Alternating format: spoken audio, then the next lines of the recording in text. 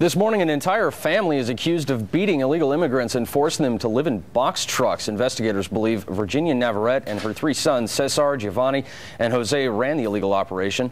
Investigators found out about the abuse after three workers escaped the property and found authorities. And a man is shot on his own property, and police are still looking for the man who pulled the trigger.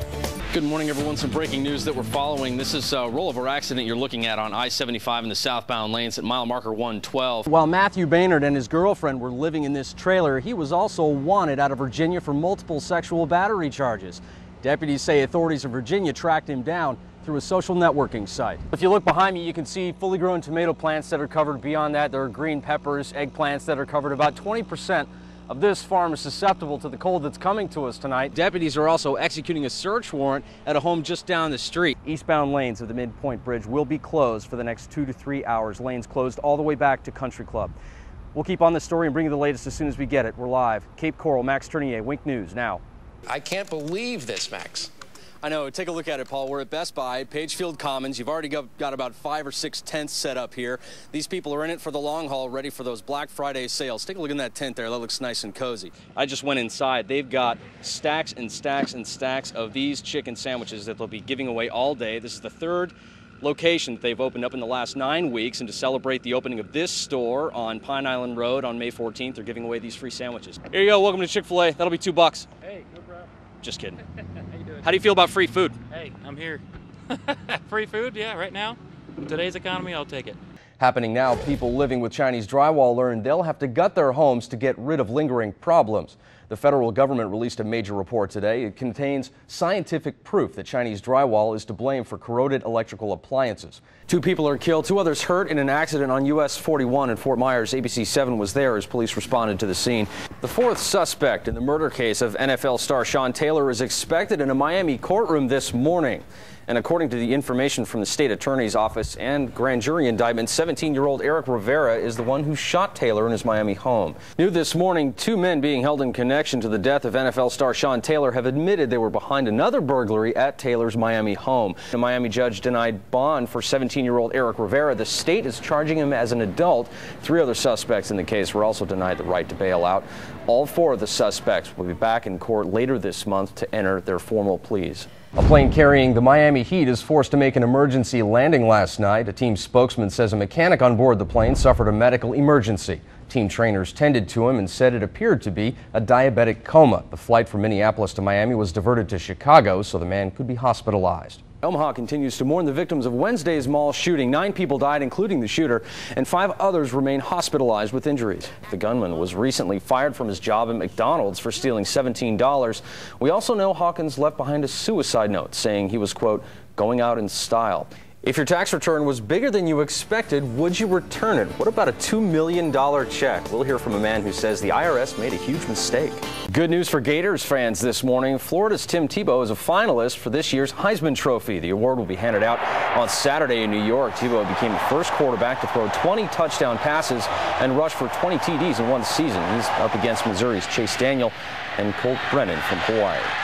2 men decide to do a little holiday shopping in their birthday suits. Oh, we have the amazing story and the store surveillance video coming up.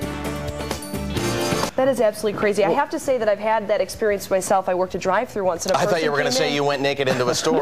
No. Okay. Well, a guy came through with no pants on. I swear.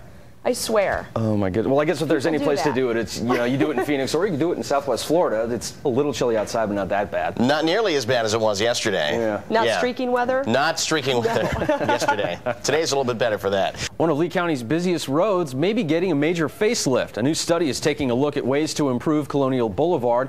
The study looks at 5 options. 4 of the options call for 6 new bridges over some of the major intersections on the road. That would mean fewer red lights. Well, deputies say 47-year-old Danny Lowe went into this Walgreens on Airport Pulling armed with a handgun and took the money right out of the register. Deputies say he likely did the same thing to 5 other locations, but tonight he's in jail. Collier County deputies arrested 47-year-old Danny Lowe on his birthday, December 3rd.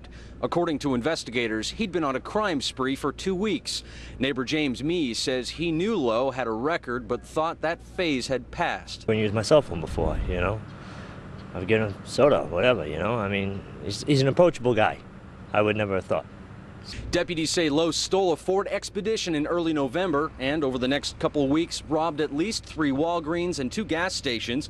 Each time he would wear a stocking over his head and bear the same small black handgun. After a robbery at this Circle K on the 30th, deputies got a break. A very good vehicle description, actually through video, was obtained.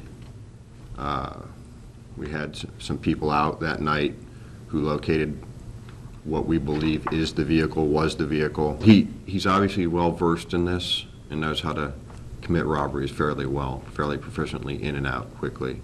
Deputies say that's why they waited 3 days and enacted surveillance before making an arrest. I can assure you that our citizens were safe. And we know that Lowe does have an extensive criminal record from other areas in Florida. We also know that deputies are saying now that other people may have been involved in some of these crimes. We'll have more coming up at 6. For now, we're live in Collier County. Max Turnier, Wink News now. The confession talks about Gerlin Du Damas's threats to divorce Misak and his threats of suicide if he lost his children and saw her with another man. Misak Damas was quoted as saying, "Only death will separate us, only death." Misak Damas originally said bad spirits influenced him to kill his wife and 5 children. But court documents detail a much different story in a post-Miranda confession with a federal agent after his arrest in Haiti. Damas said he got into an argument with his wife, Gerlin, on September 17th. He told the agent Gerlin had made up her mind and was leaving him and taking the kids with her.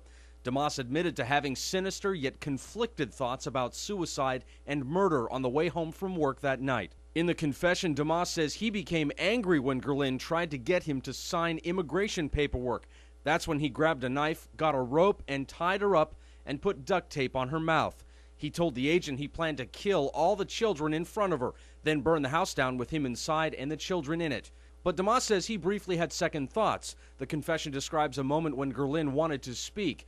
Damas says he removed the duct tape and she told him she loved him and begged him not to hurt the children. But Damas says he believed if he let her go, she would go to the police and he would lose the kids anyway. The confession states he then took the knife and killed Gerlin and all 5 children. Damas told the agent he didn't have the nerve to follow through with a suicide at the time of the murders. Live in the studio tonight, Max Turnier, Wink News now. A mother and her 2 kids had just left the driveway and were run off the road by someone who blew a stop sign. Police are still looking for that person, but tonight the Prince family says the man who decided to stop and help is a godsend. A Mercedes-Benz sits submerged in a canal off of Northwest 21st Place. I thought I was going to die. I was really scared. I was like, God save us. Esther, her sister, and mother were in the car on the way to church before they were forced off the road by someone who ran a stop sign, then left the area. There was like a stop, and he didn't even stop. So my mom trying to avoid the car. She swerved to avoid a collision. That's when her foot slipped, hit the accelerator, sending her into that canal. I can't believe he did that and he just ran away. He didn't just even come out to help us. And the car just ran under the water. And there was a guy who was passing by, and then he saw us. That guy is Dale Reynolds. A guy run a stop sign. Lady in a Volvo or a Mercedes swerved to miss him. She went into the grass, lost control, and ended up in the canal. I was trying to open the door. Took the youngest one, got her on my shoulders, and brought her to shore. He got into the water. The water was really deep. Went back in, got her older sister. The girl's father heard the commotion and came outside. I think she was died because 2 kids in the car. And she told me that her mother couldn't swim. So I got the 2 kids, and then I went back for the mother and helped her out. A special wrecker crew equipped with scuba gear pulled the car out. As the car gets taken away, a mother, still too shaken to speak, embraces her 2 daughters. Between the 3 of them, gratitude. I just want to say thank you for helping us out of the water. I thank God because he saved our life and he sent that man to help us getting out of the car. Reynolds, who was headed to his daughter's cheerleading competition this morning, says what he did was automatic. I didn't know what was happening, when it was happening, and even after it was happening. I broke down and started crying and just was glad I was there. Amazingly, no one was hurt in this. Police are still looking for that driver who ran the stop sign. The description is vague, a roughly 40-year-old balding man driving a light-colored Pontiac Bonneville. Jeremiah?